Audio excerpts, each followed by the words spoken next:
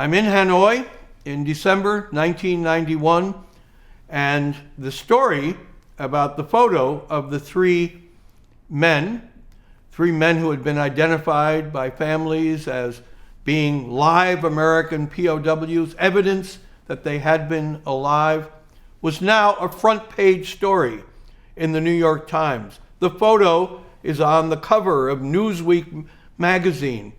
Their journalists have a huge interest in this and are now following my mission and my trip, which is going to be significant news. I get to Hanoi, I go and I'm in meetings with a vice foreign minister named Lê Mai, a very, very professional diplomat, someone with whom it was easy to have exchanges, but who represented his government very well. And we sat for several hours with him, his delegation, and I explained to them, here's all the evidence we have, here's this picture, the families say this. We need to have access to prisons in Vietnam. We need to have access to areas in Vietnam where we've not been allowed to investigate before.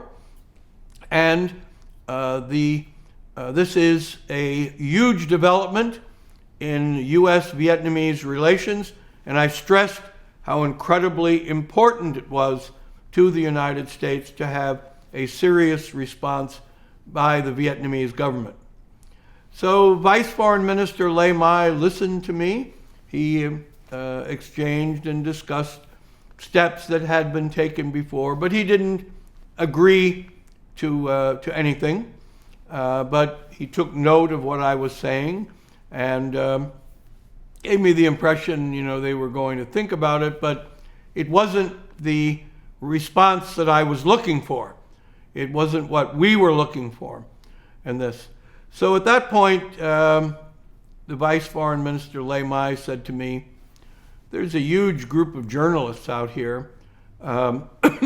We should go out together and brief them about our talks.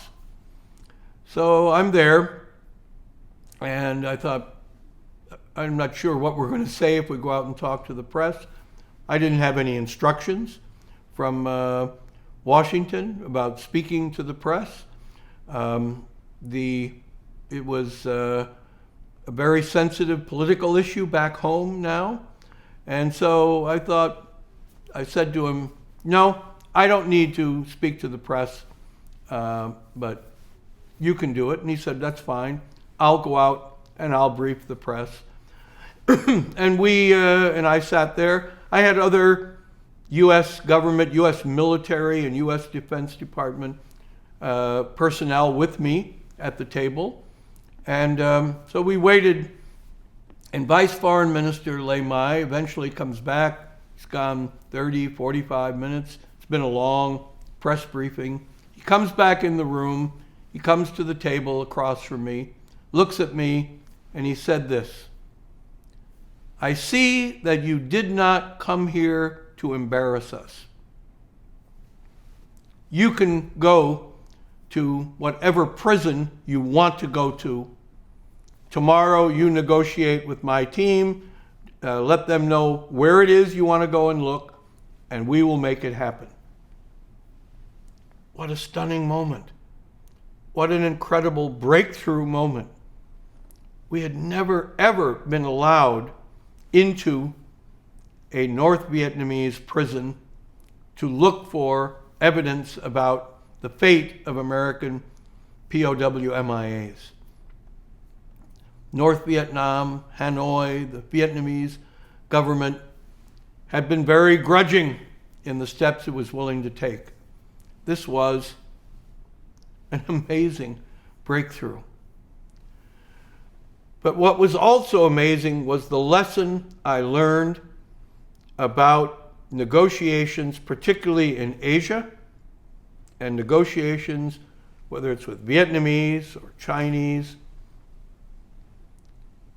that what you say publicly and what you say privately is so incredibly important.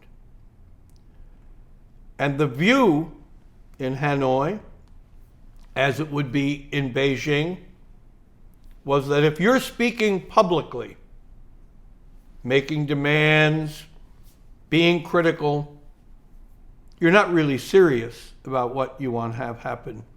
You're doing that just to embarrass or publicly punish their government.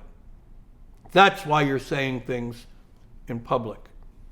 But if you say them privately and don't do things to embarrass them, then they see that you're serious about this.